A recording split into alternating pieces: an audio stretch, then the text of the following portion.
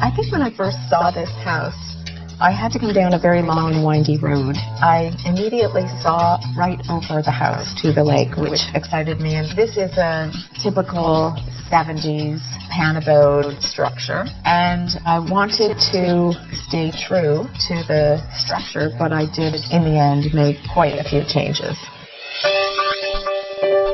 The basic structure of the house hasn't changed. The windows are really the biggest part of this place. To be able to look through in both directions and have this constant inspiration, it is completely humbling. In summer, I'm always looking out at the water or at the woods. And in winter, the focal point is the wood stove. It really is a hub. In fact, so much so that I will pull the table and a couple of comfortable chairs really close to it and hang there for hours. The other key feature here are the beams and the high ceiling. In this room, it really is one room living. I think the hub of the room is definitely the round tufted ottoman. Chairs just seem to gravitate around it. This is a room that is comfortable for one person or two, and at the same time there's room for a lot of people. I think a big part of decorating is to be able to mix the old with the new. And I think that that's what makes living more easy. When I did get this country house, I was so excited to be able to use the things that I had that I loved. And I like to be able to bring in repurposed pieces of furniture. The table that I'm using as a dining table was a console and then a desk somewhere else. The armoire in the corner was at one point my office in a box, and now it's being repurposed and I'm using it as a bar. There's another armoire in the kitchen that is my pantry. There's a headboard in the bedroom that was once just a piece of sculpture leaning on a wall. So I feel like I'm living with old friends.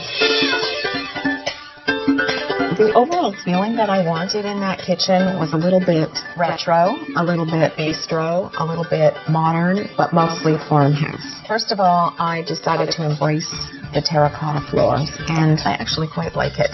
I pulled all the uppers out. I replaced them with big old barn wood shelves and iron brackets that were found locally, and have repainted the lower units in a happy color, or a color that makes me happy, and I replaced some of them for function. And then I lined the walls with white, oversized ceramic tiles, subway style.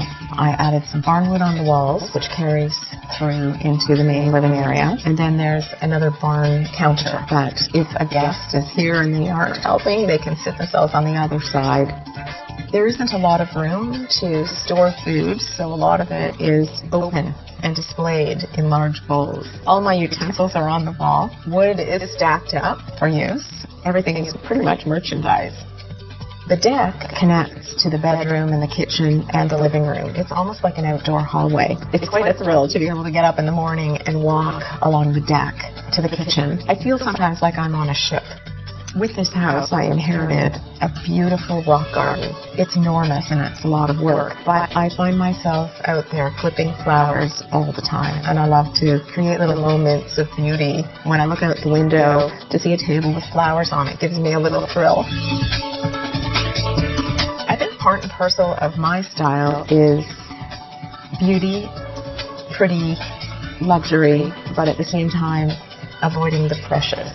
I don't want anybody to feel that they have to take off their shoes, or if they spilled something, it's a tragedy. And most of the materials that are used here hide a lot. And really, I want people to be comfortable. This is a passion for me. I love being here. I can't wait to get back. And I know that my children love to come, and my family and friends also enjoy it so much. I love to be able to be here and cook here, have fun and entertain here, enjoy it winter, summer, spring or fall. I'm in it for the long haul.